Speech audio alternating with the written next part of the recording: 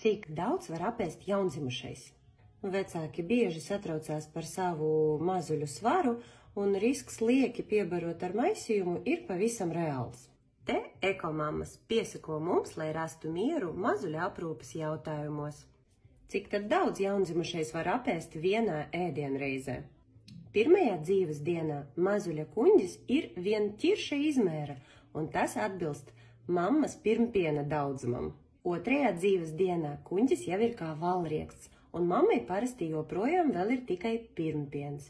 Tālāk parasti 3. līdz 5. dienai mammas piedzīvo kārtīgu piena pieplūdumu, un arī mazuļa kuņģis paliek aprikozes izmēra jau uz nedēļas vecumu. Tālāk jau tas neaug tik strauji un paliek vien olas izmēra uz aptuveni 1 mēneša vecumu. Tas arī nozīmē, ka mazajiem ir drīzāk jāzīš bieži